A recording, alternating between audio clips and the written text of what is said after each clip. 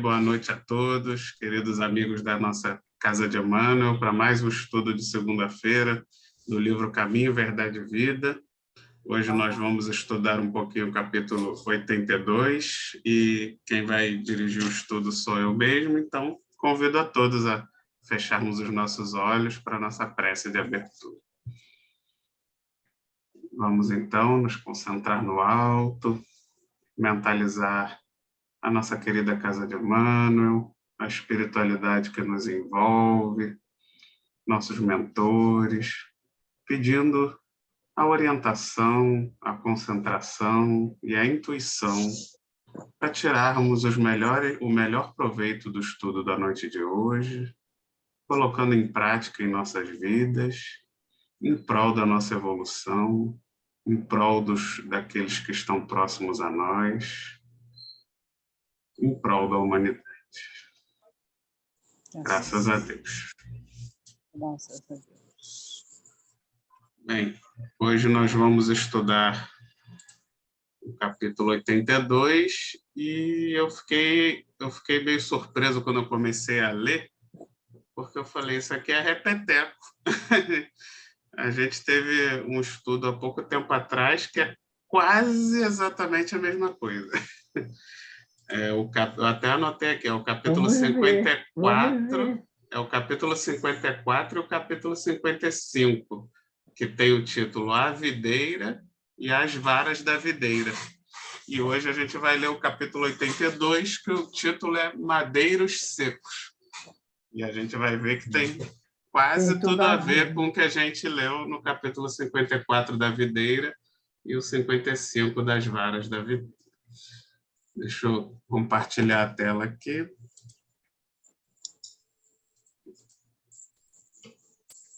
Vocês estão vendo? Uhum, sim. Então, como eu falei, né, o capítulo é Madeiros Secos. E a frase é do Evangelho de Lucas, capítulo 23, versículo 31. Porque se o madeiro verde fazem isto, o que se fará ao seco? Jesus falou. Jesus, durante aquele momento da crucificação, todo aquele sofrimento, algumas mulheres se compadeciam da dor e do castigo que estavam aplicando para Jesus, e Jesus percebe, né, o choro daquelas mulheres, e ele fala para elas que elas, né, não deveriam chorar por ele, e sim pelos seus próprios filhos, porque se ao madeiro verde fazem isso, o que fará ao seco, né? Então, Jesus faz essa exclamação para essas pessoas que estavam ali se compadecendo da dor dele, como um alerta de que, né, se a humanidade é capaz de fazer isso comigo, o que dirá que fará dos seus filhos, que sabemos que, né, não os filhos, quando ele falou isso, ele não estava especificadamente falando dos filhos delas, mas da humanidade, né? Das pessoas da Terra que ainda estão muito longe de ser um madeiro verde. Então, que males, que dores, que sofrimentos durante muitas e muitas encarnações ainda esperavam para aquelas pessoas e ainda esperamos até hoje, né, para o nosso futuro, né? E é o que a gente vai estudar na noite de hoje, a importância, né? Quem foi Jesus, esse madeiro verde, entender o que é esse madeiro verde, e nós, até que ponto ainda somos madeiros secos e o que podemos fazer para mudar essa situação, né? Para começarmos a alterar essa situação. Deixa eu só ler mais um pouquinho, depois eu abro para a gente comentar. Jesus é a videira eterna, cheia de seiva divina, espalhando ramos fartos, perfumes consoladores e frutos substanciosos entre os homens. E o mundo não lhe ofereceu senão a cruz da flagelação e da morte infamante. Bem, Nesse primeiro parágrafo, Emmanuel nos apresenta Jesus como sendo a videira, né? Como sendo o galho principal, o tronco da árvore que tem as suas raízes diretamente ligadas a Deus e traz, por isso, toda essa seiva, essa seiva que vem direto de Deus para exatamente nos alimentar, nos proporcionar, nos trazer o caminho, nos trazer as orientações, nos trazer a direção correta que devemos seguir, né? Então, Jesus é o tronco a qual devemos tentar nos ligar, a qual devemos tentar nos colocarmos numa posição para sorver de maneira mais eficiente possível essa seiva, que nada mais é do que o seu conhecimento, do que o que ele quis passar através do seu exemplo enquanto encarnado aqui na Terra. Lógico que nós, ainda muito cegos, até hoje ainda somos muito cegos a esse ensinamento, mas naquela época éramos ainda mais atrasados, ainda mais cegos, não fomos capazes de enxergar, mesmo como ele coloca ali, mesmo com o seu perfume consolador, né? Com todo o consolo e o amor que Jesus demonstrou, ainda assim éramos duros demais para enxergar. E o que a gente deu em troca foi dor, morte e flagelação, né? Mas Jesus sabia que seria assim. E mesmo sabendo disso, ele veio por amor, né? Que é o que a gente também vai entender um pouco mais dessa missão do Cristo mais à frente. Alguém quer comentar? Mas com isso, sim, com Pode isso falar. ele balançou muitos corações também, né? Muitos corações ficaram balançados entre lá e cá. Um deles foi Paulo, né? Principal, talvez, né? O mais famoso. Porque se a gente para pensar, a gente crucificar é um sadismo, né? Pelo amor de Deus, coisa horrorosa, né? Nós éramos, né, nós tínhamos requintes de crueldade, né? Não nos contentávamos apenas em eliminar. Infelizmente, a situação naquela época era muito triste. Melhoramos um pouquinho. Cristo. A crucificação era comum, né? Para os ladrões, para uma série de criminosos, né? Infelizmente. Até hoje ainda existe pena de morte em alguns países, né? Mas principalmente nos países mais desenvolvidos, aonde ainda existe a pena de morte, ainda assim já se preocupou-se em fazer essa suposta pena de morte de uma maneira menos, né, como se diz, menos cruel possível, né? O ideal é que ela nem existisse, mas você vê que já existe uma preocupação, uma certa moral em cada vez mais a sociedade ir abandonando práticas de crueldade. Você vê que a crucificação em muitos países naquela época, né, se dava também de cabeça para baixo. Né? Horrível. De cabeça para baixo. Eu acho que é pior muitos ainda. povos que eram crucificados de cabeça para baixo. Pedro foi um deles. Pedro, né? Se a gente estudar que a pessoa devia sentir. Se a gente estudar as práticas medievais, né, de tortura e tudo, a gente vai cair para trás, né? A gente cai para trás. Não, tem horror disso. Quando eu penso, nossa, que dor que a pessoa sentia, coisa horrível. Muito ruim, né? E Jesus sabia, né, que séculos e séculos ainda viriam pela frente com esse tipo de dor e sofrimento, né? Tanto que ele deu o alerta para aquelas senhoras que choravam ao ver o sofrimento dele. Ele alertou que, na verdade, coisa muito pior ainda viria para eles mesmos, né? Para cima da humanidade, devido à insistência no mal. Então, vamos continuar.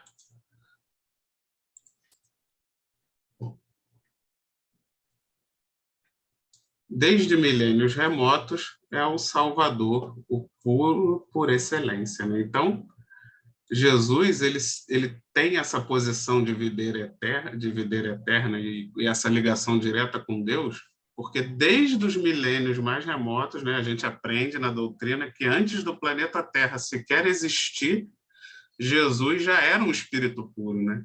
Então, ele já havia galgado todos os instrumentos, todo o merecimento, toda a moral necessária para estar nessa posição de videira do planeta, né? Então, Deus coloca Jesus nessa posição, né? Planta Jesus na terra como sendo a videira necessária para que nós possamos evoluir. Mas isso não veio do nada, né? Veio do merecimento, veio de Jesus já ser um espírito puro antes mesmo da terra existir. Então, olha quanto tempo, de repente, já não havia passado, então, antes ainda desse projeto de criação da terra, né?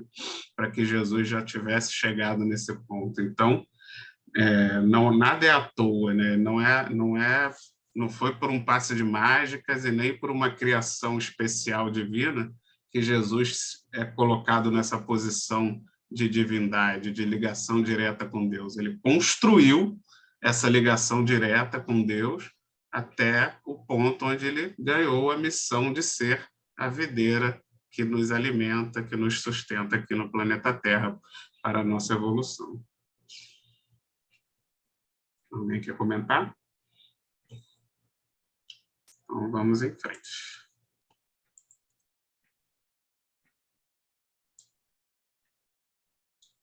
Que não devemos esperar, por nossa vez, criaturas endividadas que somos, representando galhos ainda secos na árvore da vida, né?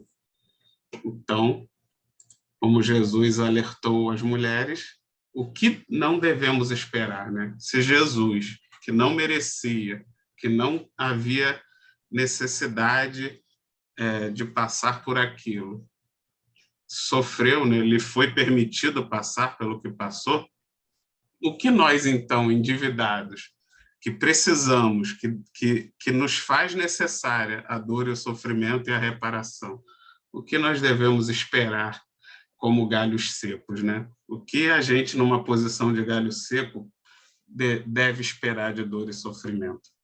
Porque se não estamos ligados à árvore, se não estamos ligados a Jesus, seremos galhos secos, né? Se você arranca um galho de uma árvore, ele até vive um pouquinho ali, né? Mas quando extingue ali a seiva, extingue ali a ligação que ele tinha com a árvore que alimentava, ele seca e morre. E é o que acontece com todos nós, né? Nós somos colocados aqui na Terra, reencarnamos, mas na maioria das vezes a gente desperdiça todo esse fluido vital que nos é dado, nos desligando dessa árvore que é Jesus, né? E assim apenas vivemos uma encarnação, porém sem proveito, sem sorver da árvore a energia necessária, e muitas vezes, ao fim, somos simplesmente galhos secos que caem ao chão e que, no fogo, precisa ser queimado para poder virar adubo e ser restaurado novamente a árvore que é Jesus, né? Só que todo esse processo de secagem, morte e retorno, ele envolve muita dor, muito sofrimento, e a gente precisa quebrar esse ciclo, né? A gente precisa estar o mais ligado possível à árvore que é Jesus, porque quando desencarnarmos, porém estivermos ligados a Jesus, esse desencarne vai ser puramente material, mas continuaremos extremamente vivos, extremamente energizados, porque estamos ligados ao Cristo. Agora, quando desencarnamos desligado da árvore, aí entramos num processo de dor e sofrimento, onde é necessária toda uma restauração, todo um processo quase do zero, né? A gente nunca, lógico que não é do zero, porque a gente não retroage, mas você passa por toda uma dor e um sofrimento que não seria mais necessário para que você consiga se restabelecer novamente e consiga se ligar novamente, né? Ter uma nova oportunidade de se ligar a essa árvore que é Jesus. Alguém quer falar? Pode falar, gente. A gente se sente, às vezes, tão injustiçados, né, com coisas que acontecem conosco, a gente acha que não merece, e a gente como o Emmanuel está falando, a gente é tão endividado, a gente tem muito que resgatar. Jesus, em toda a sua perfeição, passou por tudo isso. E nós achamos que não podemos passar por determinadas dificuldades, porque achamos que é injustiça. Eu me lembro quando roubaram o carro do Jorge lá na porta do centro, que eu fiquei me questionando, poxa, a gente fazendo caridade e roubar o carro da gente, né? A gente fica se sentindo, não poderia ter acontecido porque a gente é espírita, faz caridade, a gente estava ali numa reunião, e aí uma voz dentro da minha cabeça falou exatamente assim, o maior de todos foi para a cruz, você quer o quê? Né? Quer dizer, por que você está se sentindo o máximo? Foi brabo. Entendeu? Foi assim um soco, né? Claro. Poxa, a gente vive num planeta de provas e expiações. Eu sou devedora, como o Jorge como todos nós somos. Por que não podia ter acontecido comigo, né? E a gente não pensa nessa hora na proteção que a gente tem, nos livramentos. Você vê, o assaltante levou o Jorge lá para o outro lado da penha, Jorge começou a falar de doutrina, de espiritismo, ele trouxe o Jorge de volta, deixou o Jorge em frente ao centro, né? Quer dizer, podia ter deixado ele lá. Então, isso aí marcou muito para mim, sabe? Porque a gente acha que não pode passar por nenhuma situação, só porque você está fazendo uma caridade. Logicamente, a gente está caminhando para sermos, né, pessoas melhores, fazer a caridade é ótimo, estar no centro é ótimo, mas isso não vai fazer com que a gente fique numa redoma e que nada de mal aconteça. Né? Não, de jeito nenhum. Imagina. Porque, não é, Dora? A gente está cercado por tantas maldades ainda. Exatamente. Exatamente, até os anjos do céu. Exatamente, são as provas, né, para testar a nossa paciência, a nossa resistência, e para a gente compreender isso, que a gente ainda tem, sim, que passar muitas coisas e não se achar perfeito demais, que nada de ruim possa nos acontecer, né? Aí eu lembrei disso. É uma grande verdade, né? Perfeito. Vamos, então, continuar aqui o nosso texto. Em cada experiência, necessitamos de processos novos no serviço de reparação e corrigenda, né? Então, foi o que a Janete acabou de falar. Diferente de Jesus, nós necessitamos dos processos de reparação e corrigenda, né? Nós temos extremas dívidas do passado, problemas que causamos, e que ainda causamos até hoje pelas nossas ainda deficiências morais, pelas nossas ainda imperfeições. Então, para nós, se faz necessário esse processo de corrigenda e reparação.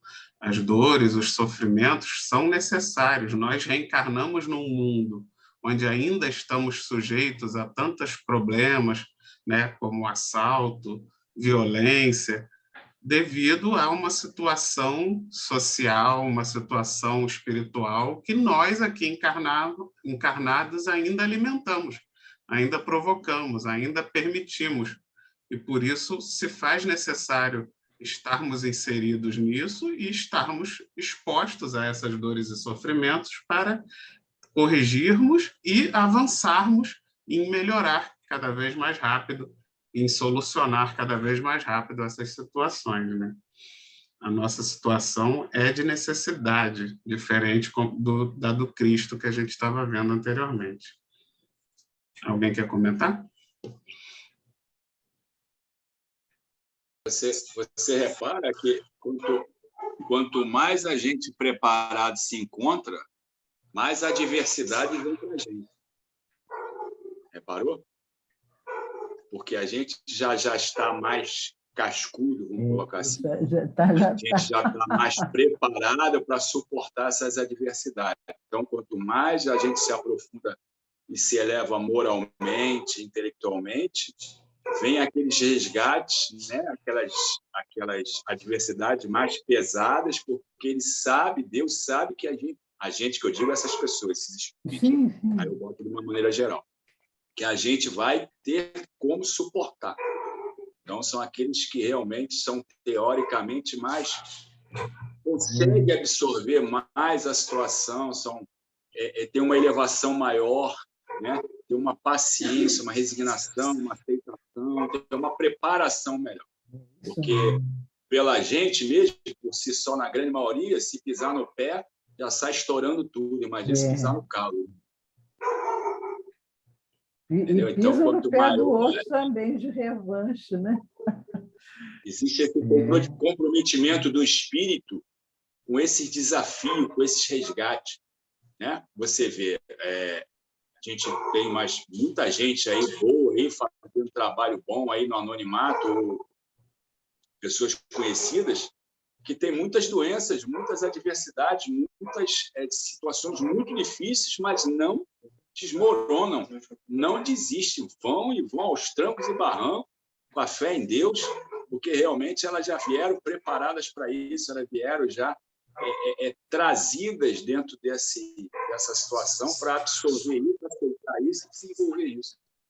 É complicado para caramba, mas para os mortais, vamos falar assim, que somos nós, a maioria, não. Aí já começa a reclamar, já começa a botar empecilho daqui, dali. Aí volta o que a Janete falou lá atrás. Não, sabe, eu dou comida para os pobres, eu faço oração, eu não mereço isso, eu não posso passar por isso. É mesmo? Se Jesus passou o que passou, ensina a nós. E muitas vezes essas coisas que vêm, essas adversidades, são repetições do passado onde nós afundamos. A adversidade veio e a gente fez um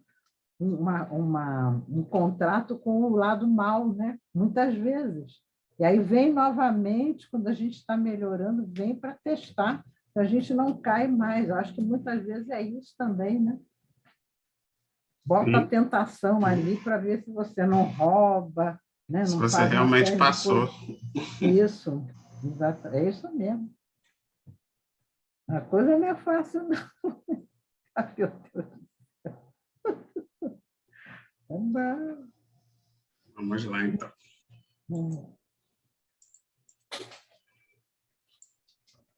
Somos madeiros sem vida própria, que as paixões humanas inutilizaram em sua fúria destruidora, né? Então, nós ainda não somos como Jesus, né? A nossa bagagem ainda é muito fraquinha.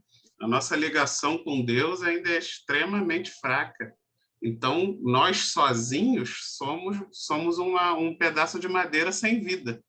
Para que a gente realmente tenha vida, a gente precisa estar ligado a Jesus, né? A gente precisa estar recebendo através de Jesus a seiva que nos dá a vida verdadeira, né? Nós ainda somos muito frágeis para conseguir sozinhos caminhar. E as paixões humanas é que fazem isso, né? Muitas vezes, por causa da matéria, por causa das nossas viciações, por causa ainda das nossas falhas morais, a gente se considera, né, autossuficiente, nos desgarramos da árvore que é Jesus, e assim, quando vemos, estamos inutilizados, né? Quando a gente se percebe ali afastado, muitas vezes já é tarde demais, e já estamos totalmente destruídos por essa paixão humana, e somos necessários, e se faz necessário um processo muito doloroso para a restauração de uma nova chance, né? Então, a gente tem que ter muito cuidado, a gente tem que ter essa consciência da nossa fragilidade, de quanto ainda somos imperfeitos e de quanto necessitamos estar próximos da palavra, do estudo, do Evangelho de Jesus, né? O Evangelho no lar, de estar sempre o máximo possível em contato com esse exemplo, com os exemplos e com o Evangelho, porque isso vai nos ajudar a perceber, né? Vai nos ajudar a ter o senso de que estamos nos afastando, de que estamos fazendo a coisa errada. Se a gente fica muito longe, né? Se a gente começa a se achar muito autossuficiente, eu não preciso mais estudar, não preciso ir no centro, eu não preciso ler Evangelho, eu não preciso ficar escutando toda hora espiritismo. Se a gente começa a se achar muito autossuficiente, quando a gente vê, a gente está perdido, porque a gente começa, né? Vai ser natural, é natural de todos nós, imperfeitos, sairmos da trilha. E se a gente não estiver ouvindo, não estiver rodeado de pessoas que também estão ouvindo, facilmente a gente vai se desviar e não vai perceber. A gente só vai perceber quando já tiver tão distante, que a gente realmente começar a sentir que é um galho morrendo e que não tem mais ali, né, está muito distante para conseguir se ligar novamente, é que a gente vai perceber. Mas aí já entramos num processo de muita dor e sofrimento de forma desnecessária, né? E a importância, né? Essa frase, eu acho que ela mostra a importância da gente ter essa consciência e essa humildade do quão, né, somos ainda madeiros sem vida própria. Precisamos estar ligados ao Cristo para conseguir sobreviver.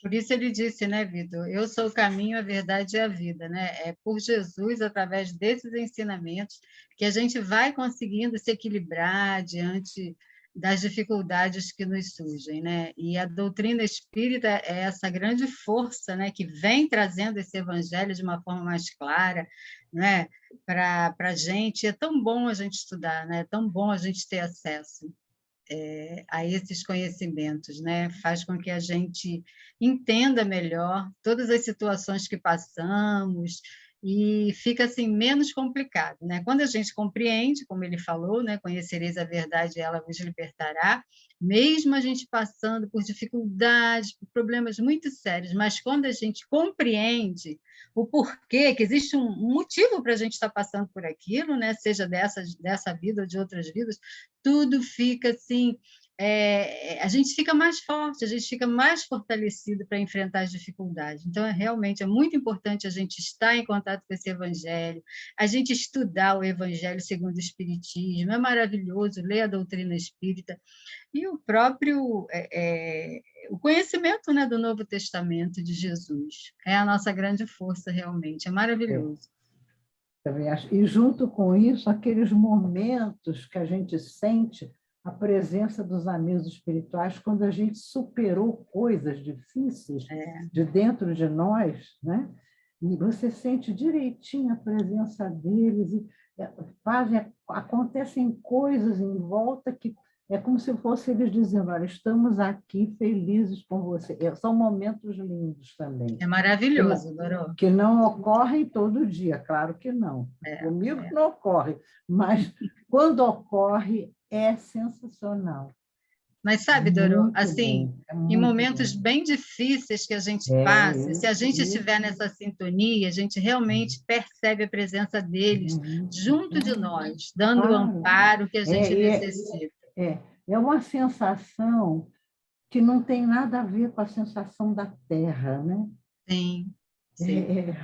É um estado diferente que não é esse nosso comum, né? De estou com sono, estou com fome, não tem nada a ver com esse estado, nada a ver. E é muito bom. É um aconchego, é uma presença assim, que envolve a gente, mesmo a gente passando por um momento de dor, a gente sente aquela paz, aquele amparo, é algo assim maravilhoso. E que não é material, não é a paz material, não é isso. Não é. Entendeu? É um estado de graça, né? Eu acho que isso é que faz a gente também dizer: tem que continuar, não posso desistir. Sim. É verdade, é verdade. A gente quer alcançar, né? A gente quer alcançar esse estágio com mais frequência, né? Imagina quando a pessoa se torna anjo, né? O bem-estar que ela deve sentir como anjo, meu Deus, deve ser uma beleza. Nossa. Imagina. Né? Isso é bom, né? Que a gente fica assim com vontade de cada vez mais querer se melhorar. Vamos trabalhar por isso, vamos trabalhar por isso. Para entrar nessa sintonia. Para entrar nessa sintonia, né? Francisco de Assis entrava nessa sintonia. Nossa, é verdade. Ele entrava mesmo. Mas vamos devagar, a gente chega lá. Chega lá. Um passinho de cada vez. Devagar, né? Devagar e sempre.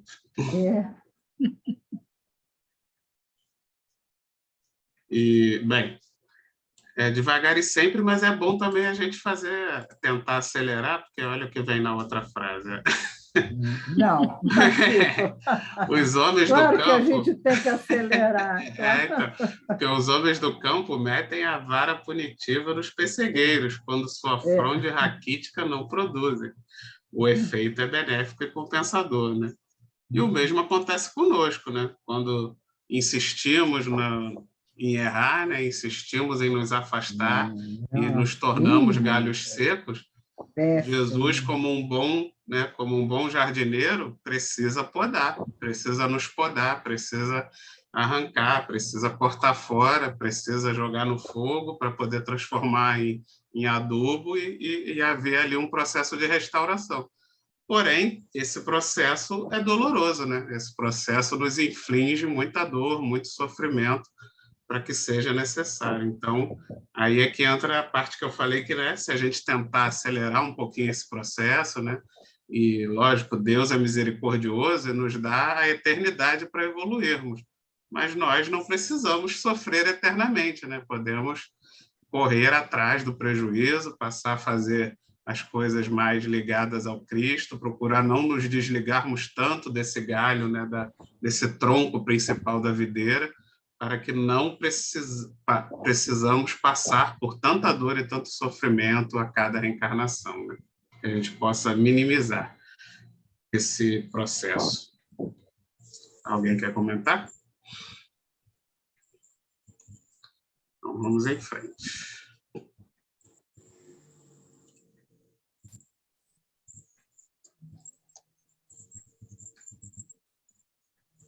O martírio do Cristo ultrapassou os limites da nossa imaginação. Como tronco sublime da vida, sofreu por desejar transmitir-nos sua seiva fecundante. Então, o oposto de nós, né? Enquanto nós somos, de certa forma, podados pelo Cristo, o Cristo não, ele ultrapassa a nossa razão. Ele vai atrás do sofrimento em prol do benefício que aquele sofrimento vai trazer para a humanidade, né? Então, uma dica para a gente perceber que a gente está evoluindo é essa. O dia que você começar a correr atrás do sofrimento, mas não daquele sofrimento que você precisa reparar, e sim aquele sofrimento que você não precisava passar, mas que você sabe que passando por aquela dor, fazendo aquele sacrifício, você vai trazer tanto benefício para aqueles que estão à sua volta, que você passa a querer o sofrimento. Você passa a desejar aquela dor por causa do benefício. Você ama tanto aquelas pessoas que serão beneficiadas que você deseja passar pelo sofrimento em prol do benefício que aquele sofrimento vai trazer. Foi o que Jesus fez, né? Jesus já está num patamar tão alto de evolução que ele desejou sofrer, porque já era, né, sabido, ele sabia que ia sofrer reencarnando na Terra, ele sabia tudo que ia acontecer com ele, mas mesmo assim ele desejou, porque ele sabia que aquilo ia valer muito a pena, que ia trazer muitos benefícios a todos nós. Ele sabia que a sua morte ia como ser, né, um adubo para a Terra, né? Ele mal ou bem, ele também foi arrancado como um galho, só que ele não era um galho morto, ele era um galho vivo, né? E quando ele ali foi jogado à terra, ele, na verdade, trouxe, né? Ele derramou toda aquela seiva sobre a terra, que nada mais é do que o seu conhecimento, né? O seu exemplo. O exemplo de Jesus foi derramado sobre todo o planeta Terra, sobre toda a humanidade. E Jesus, no seu amor pela humanidade, ele desejou o sofrimento, ele quis, ele foi atrás, ele fez por onde sofrer, em prol, não, lógico, não o sofrimento pelo sofrimento, mas sim em prol dos benefícios que aquele sofrimento traria. E esse é o exemplo que a gente vê em tantos outros mártires do cristianismo, né? Francisco de Assis, Madre Teresa e tantos outros, né? Chico Xavier, que você vê na história o quanto essas pessoas sofreram, abriram mão, né, de certos benefícios, de comodidade, de preguiça, abriram mão de muita coisa que provavelmente nenhum de nós aqui teria coragem de abrir mão, esses irmãos abriram mão, correram atrás do sofrimento, foram em busca da dor e do sofrimento, porém, por amor, né? Buscando a consequência que aquele sofrimento, que aquela restrição traria em prol de todos aqueles que estavam à sua volta, né? Bem, meus irmãos, falta 1 minuto e pouco para acabar, então vamos despedir. Vamos Uma nos boa despedir semana da para Dorô. todos vocês. Fiquem Beijinho, com Dorô. Deus. Até segunda. Tchau, Dorô. Tchau, Fica com obrigada. Deus. Para vocês, um abraço também, tá? Boa semana. Um beijinho para o afilhado e para os meus 3